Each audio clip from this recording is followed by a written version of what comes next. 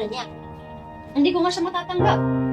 Usap-usapan ngayon sa social media ang naging pahayag ni Carmina Villaruel tungkol sa pakikipagrelasyon o love life ng kanyang mga anak. Hinungkat ng mga netizens ang lumang interview ni Carmina tungkol sa pagiging overprotective na nanay sa kambal nitong sina Mavi at Cassie Legaspi. Inilabas ng netizens ang lumang video na ito dahil nga si Carmina ang sinisisi ng ilang netizens kung bakit naghiwalay daw sina Mavi at Kylin Alcantara.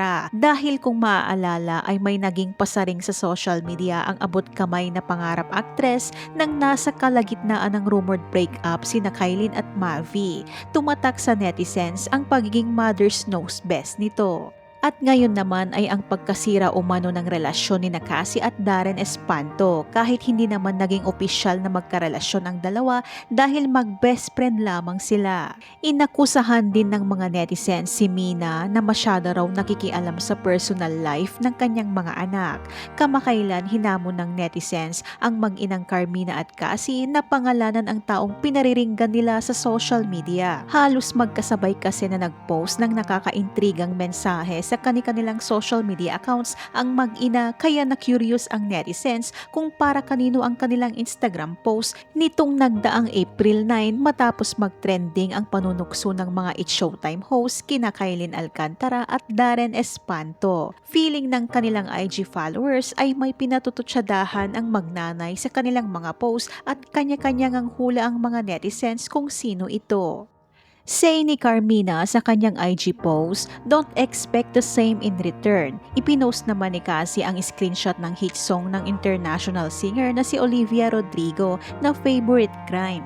Samantala, ang nasabing video naman ay isang podcast na mapapanood din sa YouTube channel ni Janice de Belen. Dito ay pinag-usapan nila ang magiging reaksyon at gagawin nila kung sakaling mag-uwi o magdala ang mga anak nila ng isang tao sa kanilang bahay. Halimbawa raw ay jowa nila pero hindi nila type o bet.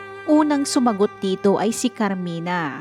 "Ako kasi whether friends, kapitbahay or ka-eskwela kasi very open kami kilala ko mga kaibigan ng mga anak ko. So kapag may nakukuwento sila or may na-witness ako, sinasabi ko right away na hindi ko siya type.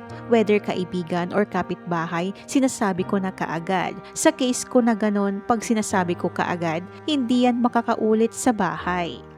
Sundot naman ni Jelly, paano kung girlfriend na niya? Sagot ni Carmina, "Hindi ko nga siya matatanggap. Ano, ako mag-a-adjust sa kanya? Ako mag-a-adjust dun sa girlfriend?"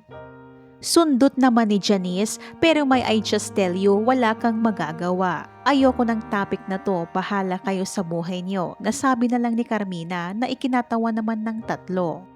Inulan naman ito ng samot-saring reactions mula sa netizens. Kawawa mga magiging jowa ng mga anak nito, Mamang Carmina, kahit pakitaan mo ng maganda kung ayaw sa'yo, wala ka magagawa. Kabahan na ang magiging daughter-in-law nito, good luck sa'yo. Kaya yun naudlot, we're just a friends na lang. Sige para tumandang dalaga, binata mga anak mo. Always remember that mother knows best. Mahirap na pakisamahan na biyena niyan. Good luck sa partner ng mga anak niya. Pag sasabihan ko, Hindi mo siya type. Paano kung girlfriend na niya? hindi ko nga siya matatanggap.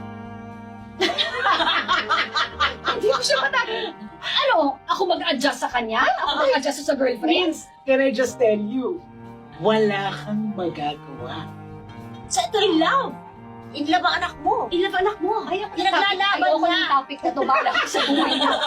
Ano naman ang masasabi mo dito? Ibahagi ang iyong komento.